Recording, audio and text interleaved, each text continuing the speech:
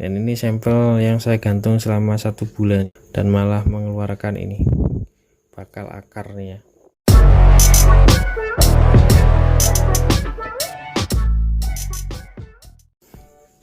Oke, assalamualaikum warahmatullahi wabarakatuh,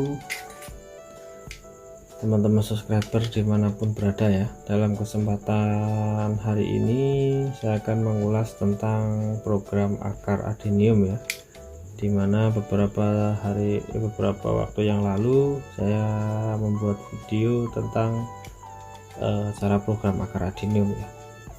Yang di hadapan saya ini ada 2 adenium, yang satu sudah prokaran ya, dan yang satunya ini masih belum prokaran alias masih alami dari biji ya. Dan ini akan saya lakukan pemrograman akarnya ya. Namun kali ini sambil menjawab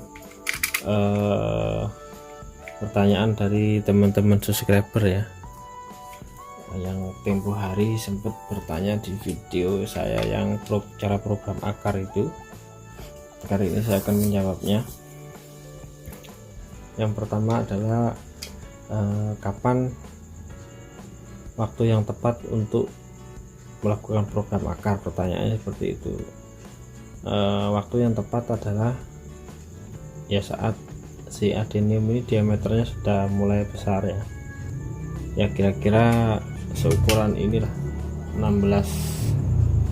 sentian lah ya, 19 sentian ke atas ya, atau 10 senti ke atas itu bisa. Namun kalau masih kecil itu percuma dilakukan program akar karena hasilnya nggak akan maksimal ya. Yang di hadapan saya ini sudah cukup besar, sekitar 20-an kalau nggak salah. Coba saya ukur dulu.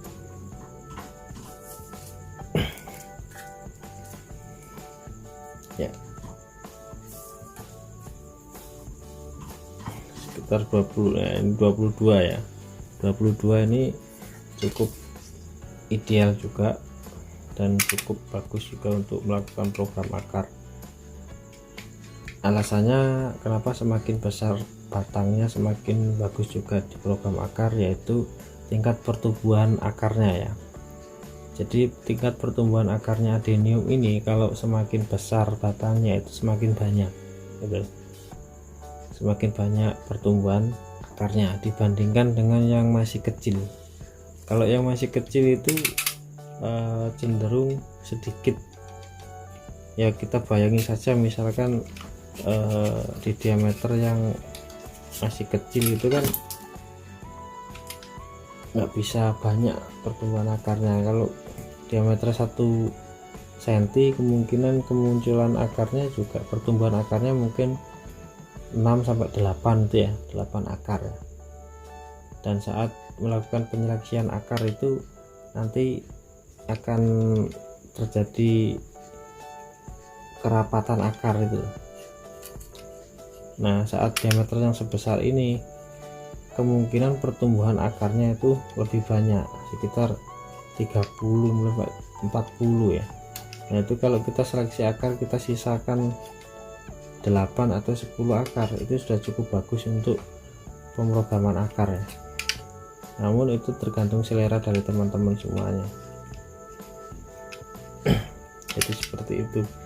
Kapan waktu yang tepat ya saat batangnya sudah besar itu dilakukan pemrograman akarnya.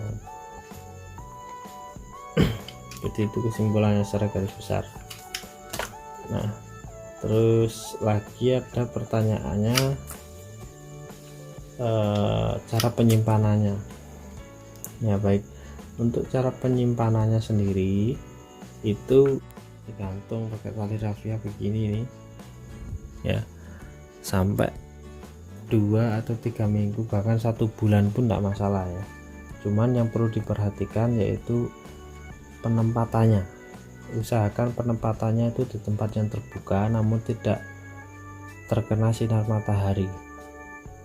Intinya sirkulasi udara itu bagus sehingga tidak terjadi kelembapan. Kalau tidak terjadi kelembapan itu mengurangi risiko kebusukan, seperti itu ya.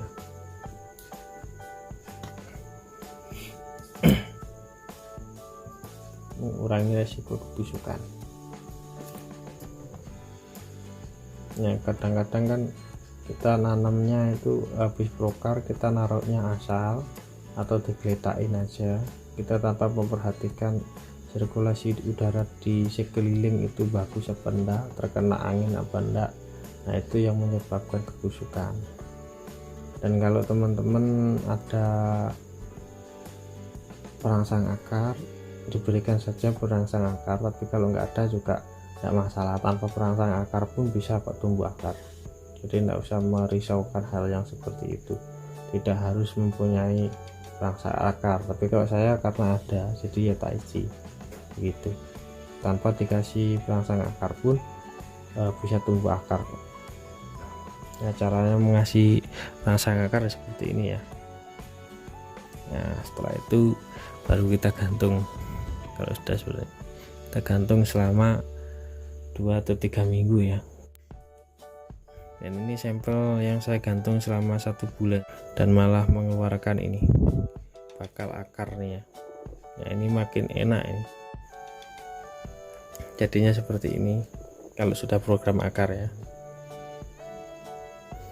Oke, mungkin sedikit yang bisa saya jawab dari pertanyaan teman-teman subscriber. Semoga bisa memuaskan jawaban saya atas pertanyaan teman-teman semuanya. Dan sekian video dari saya, semoga ada manfaatnya. Terima kasih, sampai jumpa di video berikutnya. Assalamualaikum warahmatullahi wabarakatuh. Dadah.